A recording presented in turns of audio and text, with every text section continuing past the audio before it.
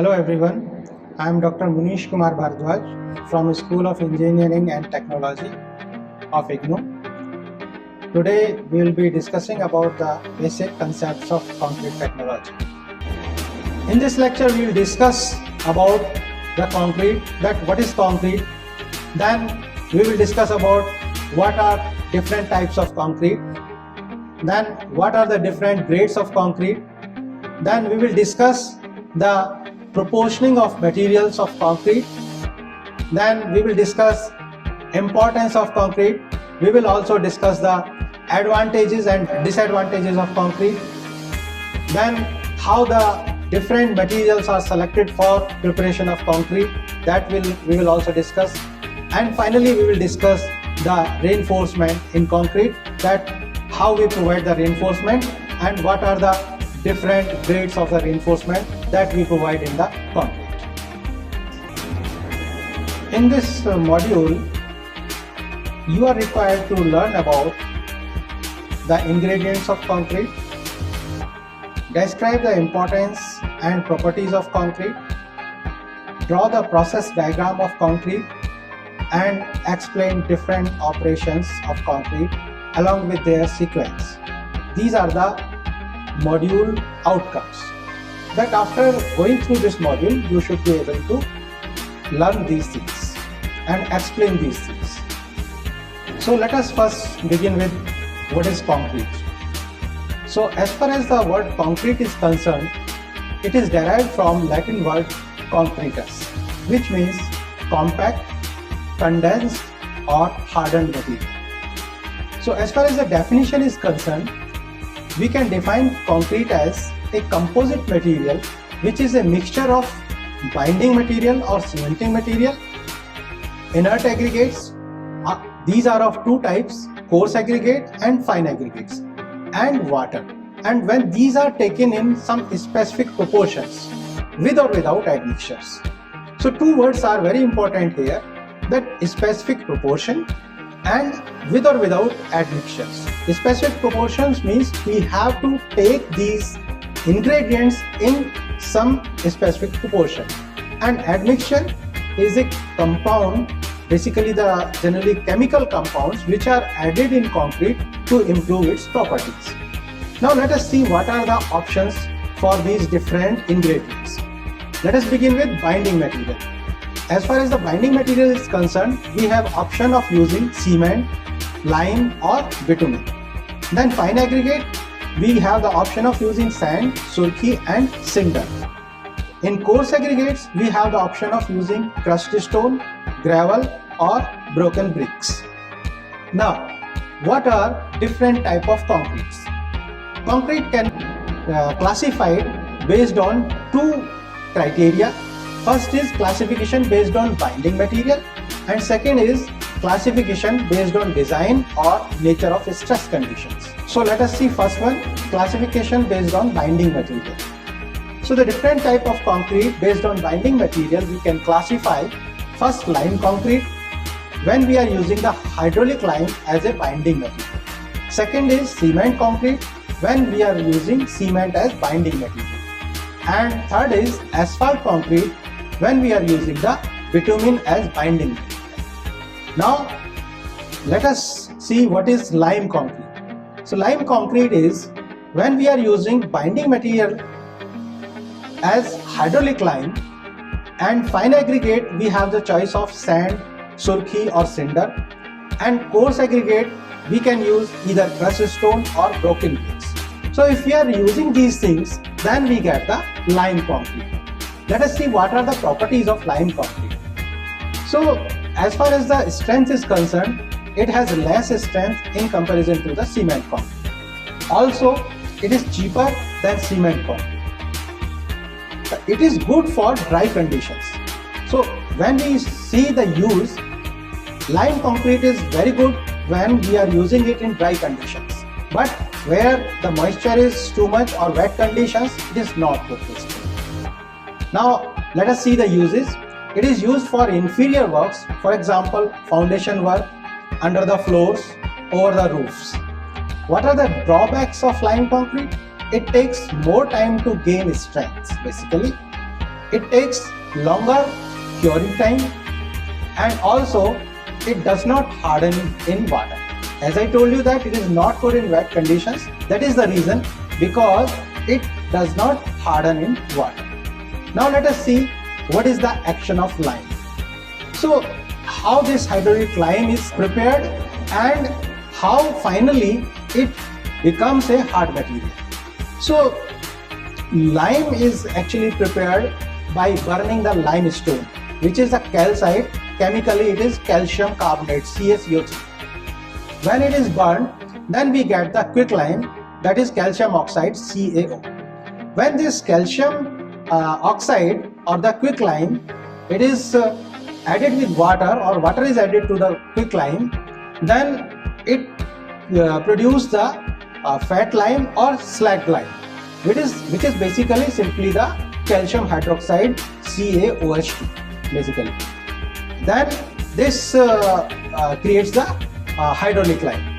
Then hydraulic lime, this calcium hydroxide, when this reacts with the carbon dioxide which is available in the atmosphere, so from air it takes carbon dioxide, and this reaction finally gives us again the calcium carbonate, which is again the calcite.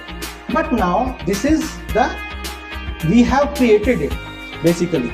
So now it is you can say the artificial calcite, whereas we begin with the natural calcite in the limestone, and finally we get, after the different reactions, finally we get the same material, but it is artificially produced, and again it is a hard material, and it continues to hard for a longer time, for weeks.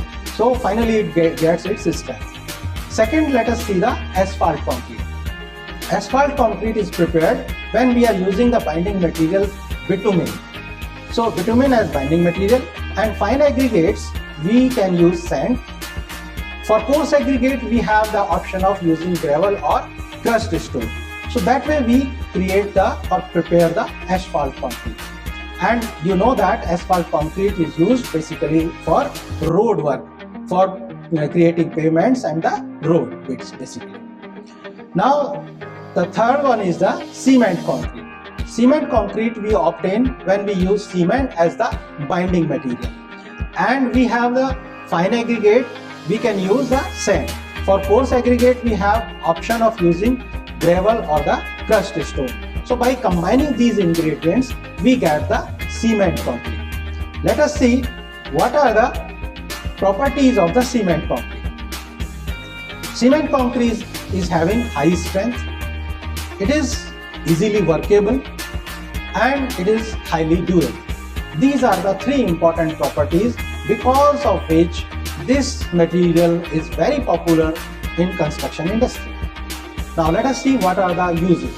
It is used where the strength and the durability are prime importance. For example, buildings and other important engineering works like bridges, dams, flyovers. You know that cement concrete is used in almost all type of constructions. Now let us see another classification, the classification which is based on design or the nature of stress conditions. First category is plain cement concrete. Plain cement concrete, here the plain word is coming because in this cement concrete we are not using the reinforcement. Means it is plain cement concrete is without reinforcement. Here it contains considerable strength in compression, but in tension it is weak. It is used where the high compressive strength and weight are the primary requirements. For example, gravity dams, columns, dock walls, gravity retaining walls, foundations and floorings.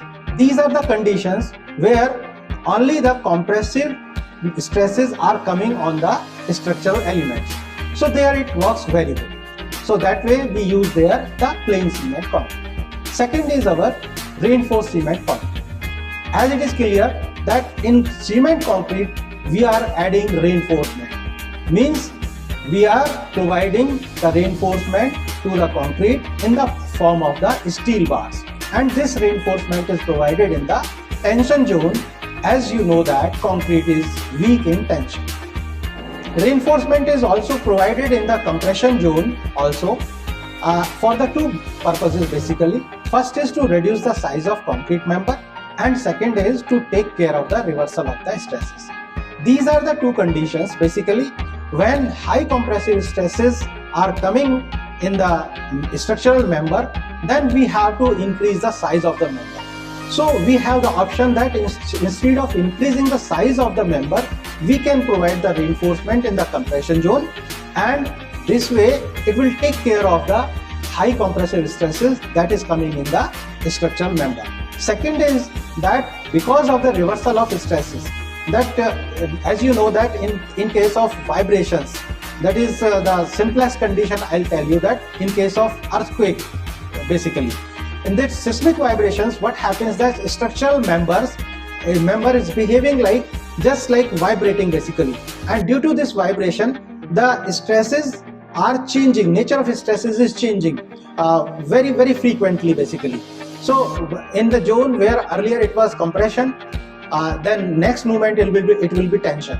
So this change of nature of stress is called as the reversal of stress. So where these conditions may occur, to take care of such conditions basically efficiently and safely, this reinforcement is provided in these conditions also. The third one is our pre-stressed cement concrete. In pre-stressed cement concrete, what we do basically, that high compressive stresses are induced by pre-tensioning the reinforcement to neutralize the tensile stresses caused due to the applied loads.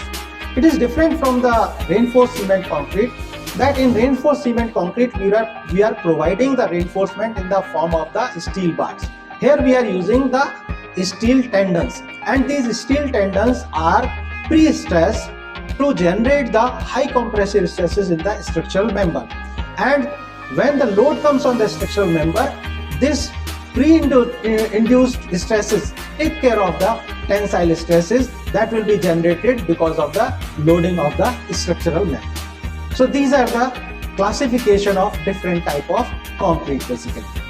Now let us see what are the different grades of concrete. The concrete is graded according to its compressive strength, and it is designated by letter M followed by a numerical number. For example, M20. In this M20, this letter M refers to the mix, and the number 20, it refers to the specified characteristic compressive strength, which is represented in Newton per mm square of a concrete cube basically. And this concrete cube, we create the dimensions of 15 centimeter by 15 centimeter by 15 centimeter, and we cure it for 28 days, and then we test it. So finally the test results which give us the strength in Newton per mm square, that is represented here by this number, which is written along with the letter M. What is the characteristic strength? As I told you here, the word one characteristic strength. So let us understand what is this. This characteristic strength is defined as the strength of concrete below which not more than 5% of the test results are expected to fall. What is the meaning of it? If you are testing 100 samples, means then out of these 100 samples, 95 samples should show the strength more than this strength. Means not more than 5 samples should show the strength less than this specified strength. Then it is called as the characteristic strength. Now, generally, concrete up to the grade of M15 is used for the plain concrete works.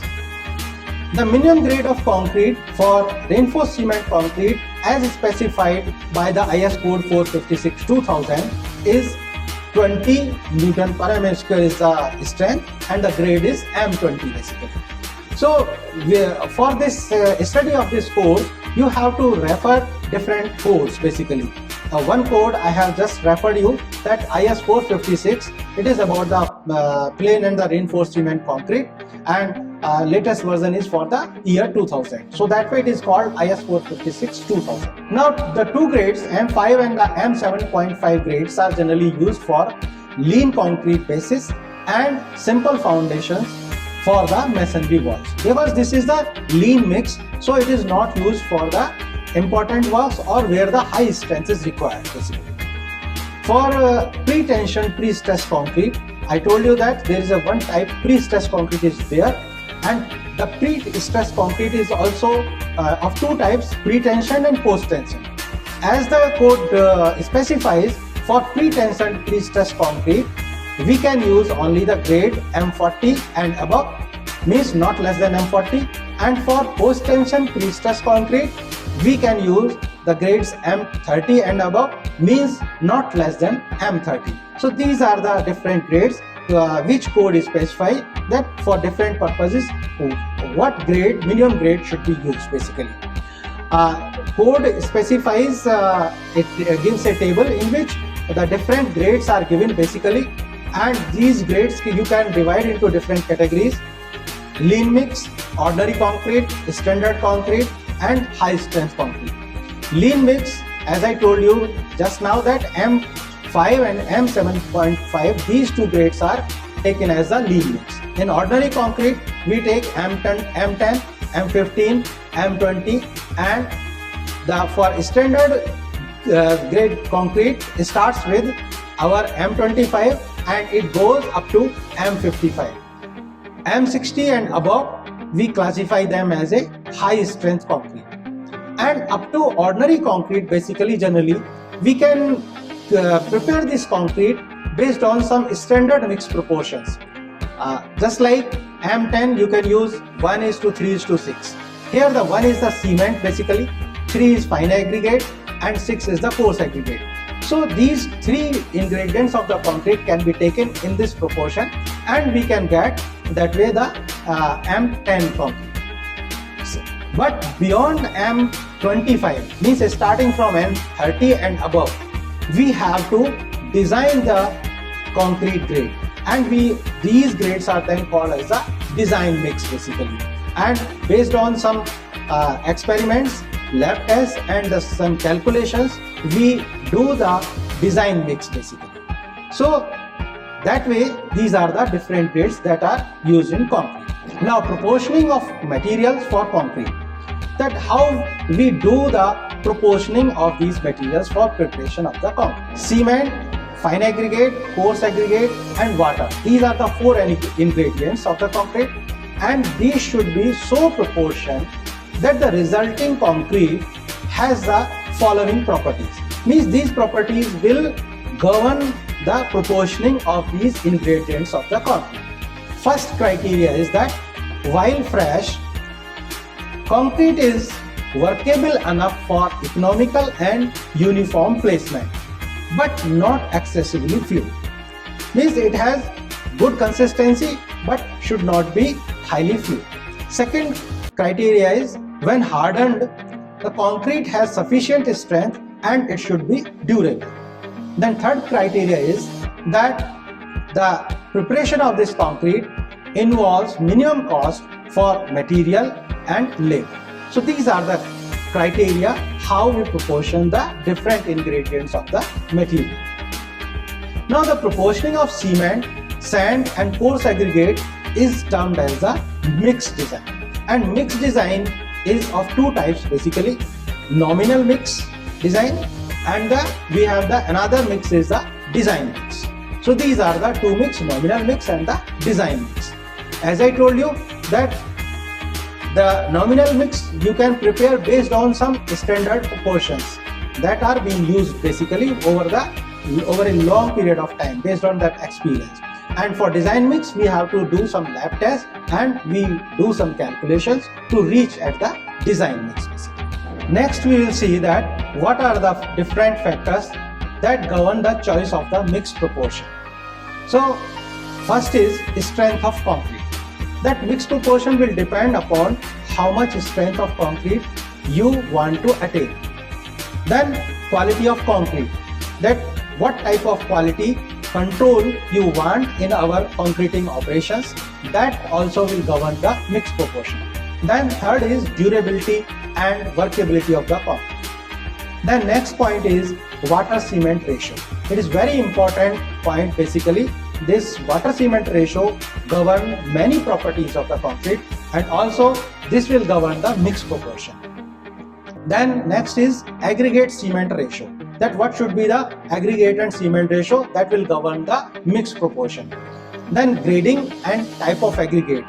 That what type of grading of aggregate is there. There are different type of grading that we will discuss in our next lectures.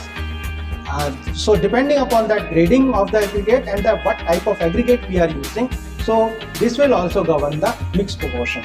And finally, the maximum and the minimum size of aggregate that we are using to prepare the concrete, that will also govern our choice of mix proportion.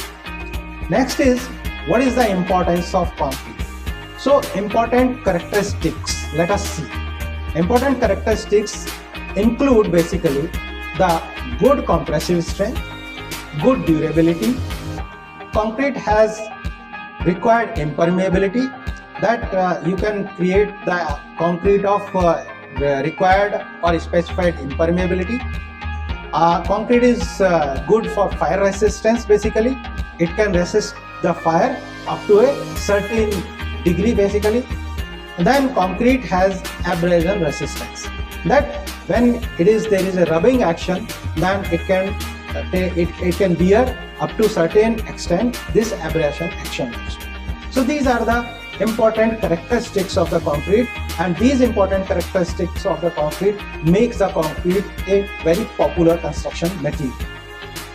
Because of these different characteristics, this concrete is used as a basic construction material for different purposes, just like road, bridges, buildings, railways, airports, dams, etc.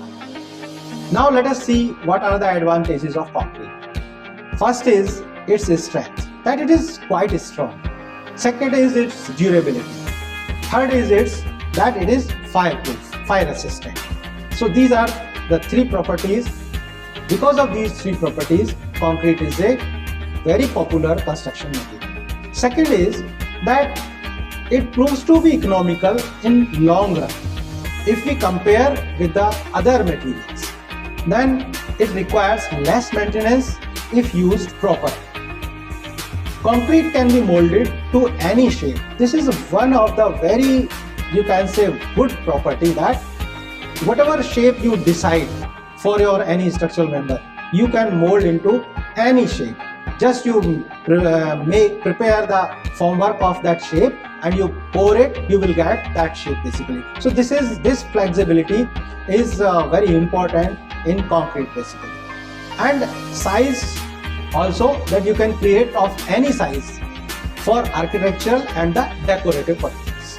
So for architectural point of view, or if you want to create some decorative structural element, you can use, because it is very flexible material. You can mold it to any shape and size basically. Concrete has unlimited structural uses, and it is quite strong in compression, can resist tension when reinforced with steel. As I told you that concrete is very strong in compression. It has only problem that it is weak in tension, but this weakness you can overcome by providing the reinforcement in the tensile joint. So that way, these are the very important advantages of the concrete. Now, concrete and steel have approximately same coefficient of thermal expansion. This property is very important when you are using the composite materials. Means when two different materials you are using, then they should behave similar in all conditions. So here, when it is exposed to heat basically, so concrete and steel, here in RCC we are using this concrete and steel as a composite material. So this is very important to know that what is the thermal expansion basically, coefficient of thermal expansion for these two materials, and luckily we have approximately the same coefficient of thermal expansion for these two materials. So that way it creates a very good bond between these two materials. Concrete can be used as a grouting material to fill up the cracks, because it means that if there are some cracks after construction, then these cracks can be filled by grouting of concrete. Then concrete can be pumped. Hence, places where the spaces for material storage are not available, it can be transported through pipelines. That if we are having some situations that you cannot store the different ingredient materials, so you can just prepare the concrete at another place and you can pump it. So this is also the very good advantage of the concrete. Concrete has hardly any disadvantage if constructed properly. And if there are some deficiencies, these deficiencies can be overtaken or overcome by using some admixtures. So that way, all these properties makes it a very good construction material. Now let us see what are the disadvantages. First, concrete itself is a brittle material. And being brittle material, if there is a failure in concrete, it's a sudden failure, because in brittle materials failure is sudden. It doesn't give any indication, warning basically. So that is the main problem. But as I told you that these deficiencies can be improved by different ways.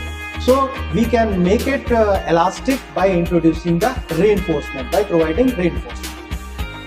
Concrete has low tensile strength, hence surface cracks develop which lead water to penetrate and cause corrosion of the steel.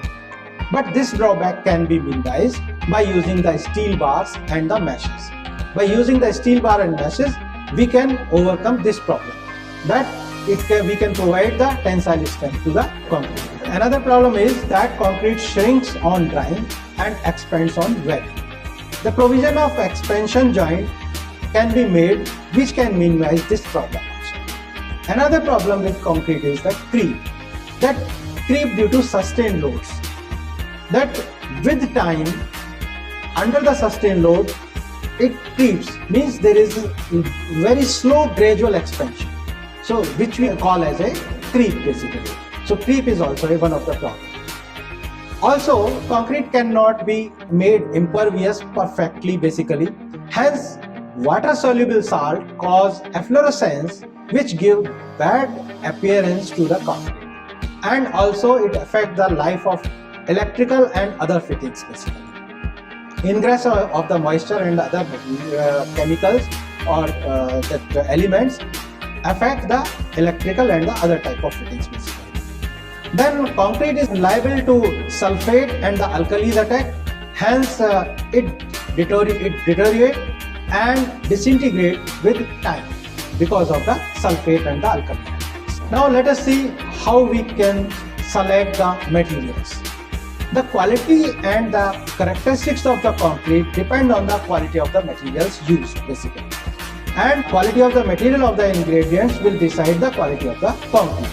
Materials selected for the concrete must conform to required specifications depending upon the strength of the concrete.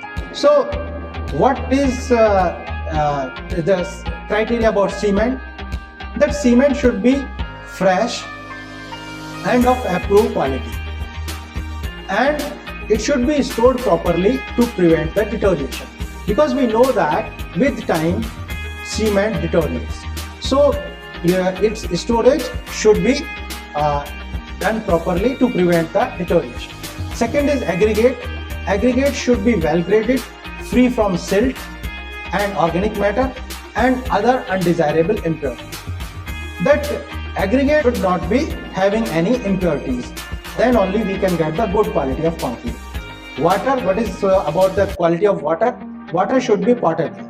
Means the water which we can drink, that can be used for preparing the concrete.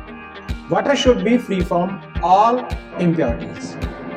Admixtures, if we are adding admixtures to prepare the concrete, then admixtures should not have any adverse or deteriorating effect on other materials and on concrete as a whole. So these are the criteria that how we can choose the different ingredients, the quality of the different ingredients basically. Now reinforcement in concrete.